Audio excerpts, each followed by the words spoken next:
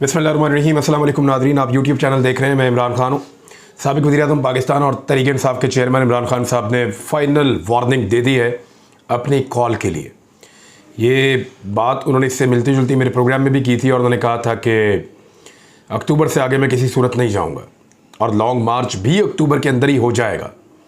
मैंने से आखिरी 10 दिनों के बारे में पूछा तो उन्होंने कहा ये मैं नहीं कह सकता, प्लान मेरे पास है लेकिन मैं ये करूँगा। अब आज उन्होंने एक प्रेस कॉन्फ्रेंस की है, एक शानदार फतह जो उनको मिली एतवार वाले दिन, उसके बाद आज मंडे को उन्होंने प्रेस कॉन्फ्रेंस की है। उसमें बहुत सारी अहम चीज़ें हैं, वो मैं आपके सामने अभी रखता हूँ। ये भी बताता हूँ कि होने क्या जा रहा है, लेकिन उससे पहले कुछ अदाद शुमार हैं जो आपके साथ ज़रूर शेयर किए जाने चाहिए। देखिए, ये इलेक्शन नहीं था, ये रेफरेंडम था। लोगों को इस बात का पता था कि इमरान खान अगर इलेक्शन जीत भी जाते हैं तो वो कौमी असम्बली में जाकर उनकी नुमाइंदगी नहीं करेंगे। तो फिर लोगों ने वोट क्यों दिया? लोगों ने वोट दिया ज़ाया करने के लिए कि एक ऐसे आदमी को हम वोट दे रहे हैं जिस वोट को हम ज़ाया कर रहे हैं। पहली बात तो ये है। दूसरी बात यह है कि वोट देकर वो साबित क्या करना चाहते हैं? वो दो चीज़ें साबित करना चाहते हैं। एक, उनको इस जाली हुकूमत में किसी किस्म की कोई दिलचस्पी नहीं है, यानी वो एक ऐसे आदमी को वोट डाल रहे हैं जिसने असेंबली में जाना ही नहीं है और वो नशस्तें ज़ाया हो जाएंगी सारी की सारी, क्योंकि उनके पास ऑलरेडी एक सीट जो है मियाँ वाली हुआ करती है। अब मियाँ वाली में फिर 2 महीने के बाद इलेक्शन हो जाएगा और इमरान खान साहब तो मियाँ वाली सीट रखते हैं अपने पास। तो एक तो उन्होंने साबित किया पाकिस्तानियों ने कि उनको इस जाली हुकूमत के अंदर या इम्पोर्टेड हुकूमत के अंदर किसी किस्म की कोई दिलचस्पी नहीं है। दूसरा ये साबित हुआ कि वो इमरान खान के फौरी इंतखाबात के बयानिए के हामी हैं और उन्होंने असेंबली में ना जाने के लिए वोट दिया है और वो पाकिस्तान में फौरी तौर पे आम इंतखाबात चाहते हैं, क्योंकि इमरान खान साहब तो आम इंतखाबात की बात कर रहे हैं। तो उनके वोटर ने मोहर लगा दी इसके ऊपर कि आम इंतखाबात वोटर भी चाहता है। अब आम इंतखाबात कौन नहीं चाहता और कौन होने नहीं दे रहा, ये बड़ा सवाल है। जो नहीं चाहता आम इंतखाबात वो पॉलिटिकल पार्टीज़ हैं और एस्टेब्लिशमेंट का वो एक छोटा सा हिस्सा है। बहुत ताकतवर मुख्तदर हल्के हैं, ताकतवर लोग हैं जिन्होंने रजीम चेंज ऑपरेशन किया है, वो भी नहीं चाहते कि आम इंतखाबात हों। और रोकने की जो पूरी की पूरी जिम्मेदारी है वो इन्हीं ताकतवर लोगों के ऊपर है, जो इलेक्शन कमीशन को भी कंट्रोल कर लेते हैं, इदारों को भी कंट्रोल कर लेते हैं, जो इवन बड़े बड़े इदारों को भी कानून नाफिज और कानून के मुताबिक फ़ैसले करने वाले इदारे जो हैं उनको भी जाके टैकल कर लेते हैं। तो ये जो बहुत ताकतवर लोग हैं जिनको अपनी ताकत पे बड़ा गरूर और तकब्बुर है, ये उन लोगों का काम है कि वो इलेक्शन पाकिस्तान में नहीं होने दे रहे। जिस दिन उन लोगों ने ये फैसला कर लिया कि उन्होंने अवाम की उमंगों के मुताबिक इलेक्शन करवाने हैं, तो ये सारी पॉलिटिकल पार्टीज मिलके एक टके की हैसियत नहीं रखती कि ये रोक सकें किसी तरह इलेक्शन को। ये मुमकिन नहीं है। अब ज़रा अदाद शुमार आप लें, आप हैरान हो जाएंगे। जो टर्नआउट रहा ना टोटल इन इंतखाबात के अंदर, वो ओवरऑल जो वोटर्स का टर्नआउट है वो 30.21% है। बहुत ज़्यादा नहीं है, लेकिन एक ज़िमनी इंतखाब का टर्नआउट इससे मिलता जुलता ही होता है, 30.21%। और इलेक्शन कमीशन का कहना है इसमें जो मर्द हैं अगर उनको अलग किया जाए तो 19.36, ख़वातीन को अलग किया जाए तो वो फिर 10.75% उनका तनासब है। इसमें पाकिस्तान तहरीक इंसाफ ने कितने वोट लिए हैं ये बड़ा अहम है। तहरीक इंसाफ ने 49.5% वोट लिए हैं, लगभग 50% वोट तहरीक इंसाफ ले गई है। मुस्लिम लीग नून ने 13.5% वोट लिए हैं। पीपल्स पार्टी ने तकरीबन 13% वोट लिए हैं, यानी नून लीग और पीपल्स पार्टी का वोट एक जितना हो गया। ये भी आप अंदाज़ा कर लें इस ज़िमनी इलेक्शन में, क्योंकि 2 ज़िमनी इलेक्शन हुए हैं सिंध में और 3 ज़िमनी इलेक्शन हुए हैं यहाँ पे पंजाब में, और 3 नहीं हुए बल्कि 3 और 3 6 हुए हैं। तो अगर आप देखें कि सिंध और पंजाब के अंदर तो सिंध में 2 नशिस्तों पे इलेक्शन हुए और पंजाब के अंदर जो इलेक्शन हुए वो 6 नशिस्तों के ऊपर हुए हैं, लेकिन इसके बावजूद 13.5% PMLN ने वोट लिया है और पीपल्स पार्टी ने 13% के करीब वोट लिया है। अवामी नेशनल पार्टी ने लगभग 9% के करीब वोट लिया है। JUI ने 6% के करीब वोट लिया है और तहरीक लब्बैक ने 4% के करीब वोट लिया है। ये सब की हालत हो गई है। और ये हुई क्यों है? क्योंकि ज़बरदस्ती अवाम के ऊपर मुसल्लत होकर बैठे हुए हैं। अगर ये ज़बरदस्ती मुसल्लत ना हो और NRO 2 ना करते और इमरान खान साहब को उनका दौरे इक़्तिदार पूरा कर दे देते या फौरन इलेक्शन में चले जाते, तो इतनी बुरी दुर्गत इस पॉलिटिकल पार्टी की ना बनती। उस वक्त इनको लग रहा था कि हर हाल में इनको हुकूमत मिलनी चाहिए और इमरान खान के खिलाफ दोबारा इलेक्शन में नहीं जाना चाहिए। उस वक्त इन सबको ये लग रहा था। लेकिन आज ये सब ये जरूर सोच रहे होंगे कि उस वक्त अगर ये इलेक्शन में चले जाते तो बात बन जाती। अब पाकिस्तान तहरीक इंसाफ का जो वोट बैंक है वो बड़ा है। हर हल्के के अंदर अगर आप देखें तो उनका 37% से बढ़ के जो वोट बैंक है परसेंटेज में वो पहुंच गया है 49% तक।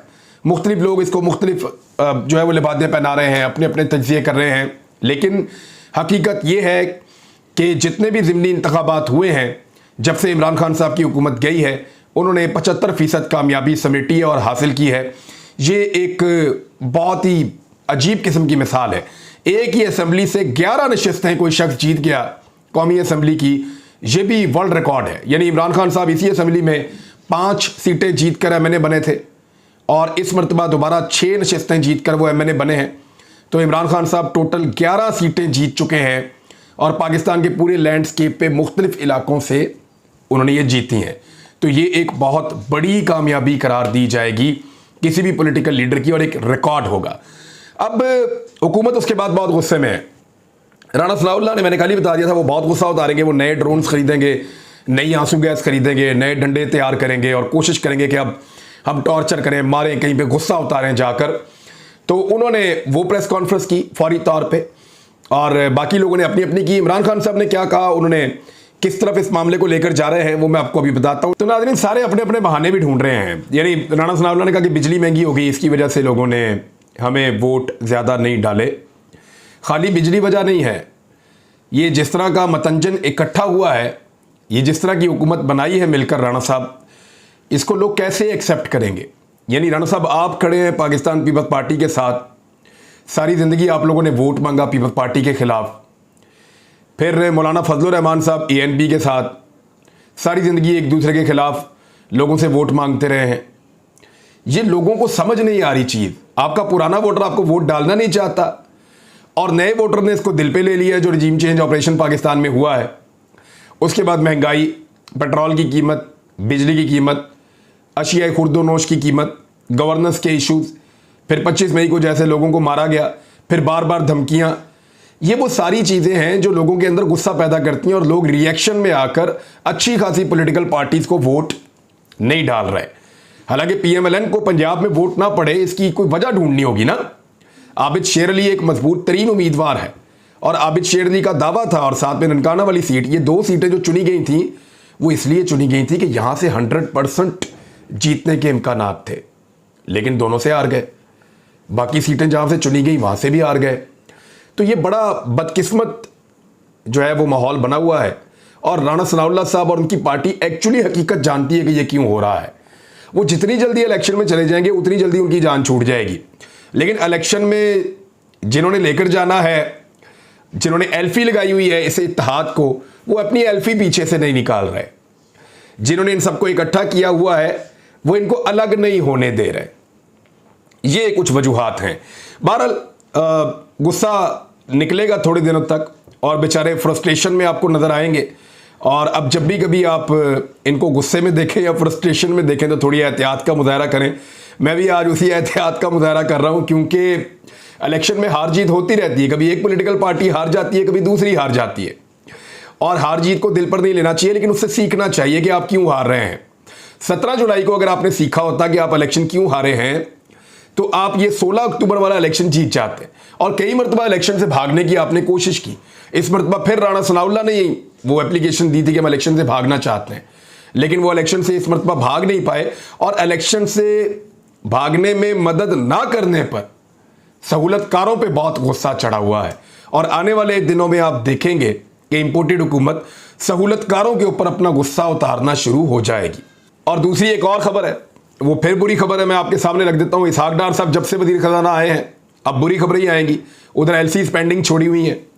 जिस वक्त भी पाकिस्तान में माहौल खोला जाएगा और इंपोर्ट और एक्सपोर्ट को खोला जाएगा और LCs को यानी जो पेंडिंग की हुई हैं उनका स्टेटस जो है वो क्लियर किया जाएगा, तो फिर आप देखिएगा डॉलर कहाँ पे शूट करेगा। इसहाक डार साहब जाली तरीके से चीज़ों को कंट्रोल कर रहे हैं। लेकिन पेट्रोलियम मसनूआत में एक बड़ा ज़बरदस्त फ़ायदा आवाम को दिया जा सकता था, वो इसहाक डार ने नहीं दिया। आलमी मंडी में पेट्रोल की कीमतें लगातार कम हुई हैं, उसका फ़ायदा पाकिस्तान की आवाम को मिलना चाहिए। बड़े लंबे अरसे से बार बार कहा जा रहा है कि यह फ़ायदा आवाम को मुंतकिल किया जाए, लेकिन इसहाक डार ने इस मरतबा भी ये फ़ायदा आवाम को मुंतकिल नहीं किया। और अब पाकिस्तान में जो पेट्रोलियम लेवी है वो कहाँ पहुँच गई है, ज़रा ये आप देख लें। पेट्रोलियम पर लेवी में 45% इजाफा कर दिया गया है। पेट्रोल पर डेवलपमेंट लेवी 47 रुपये 26 पैसे फी लीटर कर दी गई है। 47 रुपये 26 पैसे फी लीटर। मरीम नवाज ने कहा था ना कि 1 रुपया भी आलमी मंडी में पेट्रोल सस्ता होगा तो वो रिलीफ हम पाकिस्तान के शहरियों को देंगे। ये रिलीफ दिया पाकिस्तान के शहरियों को। झूठ बोलने की गंदी आदत पड़ी हुई है। मेरी लंदन तो क्या पाकिस्तान में कोई प्रॉपर्टी नहीं है, वहां से झूठ का सिलसिला शुरू होता है। 2000 रुपए, वो एक अपनी तरह की एक और बनाई हुई है, 2000 रुपए, वो भी झूठ का सिलसिला। और अब आगे ये कह रहे थे कि हम चीजों को सस्ता करेंगे, हम पेट्रोल को 70 रुपए लीटर में बेचेंगे। दावा यह था कि हम पेट्रोल को बेचेंगे 70 रुपए लीटर के अंदर। शहबाज शरीफ भी यही कह रहे थे, मिफ्ता भी यही कह रहे थे, इसहाक डार बार से यही छलांगे मार रहे थे। बिजली जो है वो हम देंगे 11 रुपए यूनिट। यही सारा कुछ कह के ये इक्तदार के अंदर आ गए, धोखा दे के इदारों को भी, आवाम को भी, सबको। और इक्तदार के अंदर आने के बाद बिजली 50 रुपए से ऊपर का यूनिट कर दिया, यानी 3 गुना कीमत कर दी पहले की निस्बत बिजली की। और पेट्रोल की कीमत भी बढ़ा दी।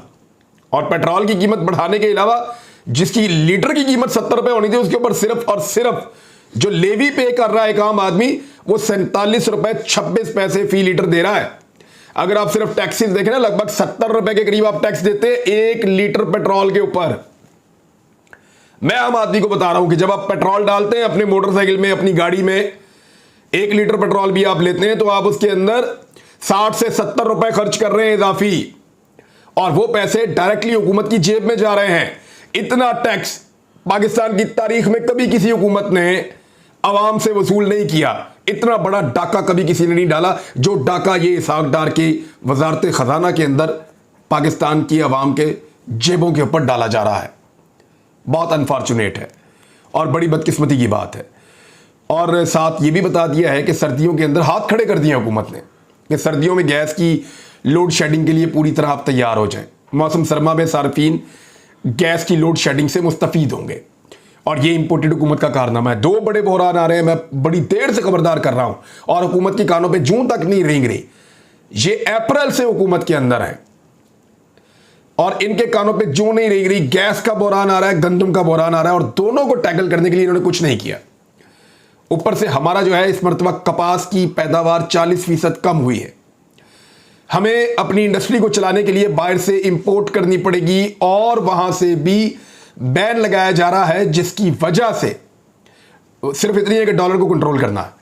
ये सारी गेमें पाकिस्तानियों के साथ हो रही है, जो पाकिस्तानियों को भुगतना पड़ेगा निगरान हुकूमत में और उससे आने वाली हुकूमत के अंदर भी। और अगर ये हुकूमत रहेगी अगले 2-3 महीने तो इस हुकूमत में भी भुगतना पड़ेगा। इमरान खान साहब ने जो अहम बातें की अपनी प्रेस कॉन्फ्रेंस में, मैं आपके सामने रख देता हूं। एक तो ज़िमनी इलेक्शन में जीत के हवाले से उन्होंने बात की है, और साथ ही साथ उन्होंने कहा कि अमेरिका ने जो किया इंपोर्टेड हुकूमत के साथ, इनके सारे दावों के बावजूद जो बाइडन ने बोला उस पर इमरान खान साहब ने बात की है। और उन्होंने कहा कि ये तो नाकाम हो गए अपनी खारजा पॉलिसी में, तो बड़े दावे कर रहे थे और इनको तो इज्जत भी नहीं मिली। फिर आजम स्वाति के मामले के ऊपर इमरान खान ने कहा कि इंटरनेशनल ऑर्गेनाइजेशन को अप्रोच करेंगे, हम बैन अवी इदारों तक के पास जाएंगे। हम इस्लामाबाद में एक बंदा है, जब से उसकी तैनाती हुई है वो बंदे नंगे कर रहा है और वो जुल्म तशद्दुद कर रहा है। वैसे सबको पता है कौन बंदा है, लेकिन हम फिर भी चाहते हैं कि मामला जो हैं वो ऐसी नहज के ऊपर ना जाएं। इमरान खान साहब भी यही चाहते हैं, पाकिस्तान में जितने ज़ी-शऊर लोग हैं वो सारे ये चाहते हैं कि इदारों की बदनामी नहीं होनी चाहिए। लेकिन उन लोगों को भी सोचना चाहिए ना कि इदारों को बदनाम ना किया जाए।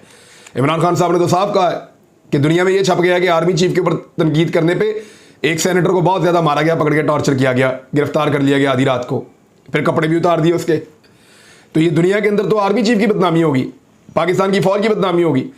तो ये कौन है जो इस किस्म की उल्टी हरकतें कर रहा है? फिर इमरान खान साहब ने कहा मुझे पता है कौन है इसका जिम्मेदार। इसहाक डार साहब के ऊपर भी इमरान खान साहब ने तनकीद की, और फिर उन्होंने कहा कि मैं मार्च अक्टूबर में ही लेकर आऊँगा। मैं मौका दे रहा हूँ, वक्त दे रहा हूँ कि ये इंतखाबात का ऐलान करें, क्योंकि इंतखाबात का ऐलान होगा, बैठेंगे, बैठ के चीज़ें तय कर लेंगे और फिर पाकिस्तान इंतखाबात की तरफ चला जाएगा। और अगर नहीं तो फिर मार्च के अंदर, इसी अक्टूबर के अंदर इमरान खान साहब ने कहा कि मैं मार्च लेकर आऊँगा। अब दिन बाकी रह गए हैं, 2 हफ्ते भी नहीं है। तो लेट्स सी आने वाले दिनों में क्या होता है, आपको रिपोर्ट करते रहेंगे। अपना ख्याल रखिएगा, अपने चैनल का भी। अल्लाह हाफ़िज़।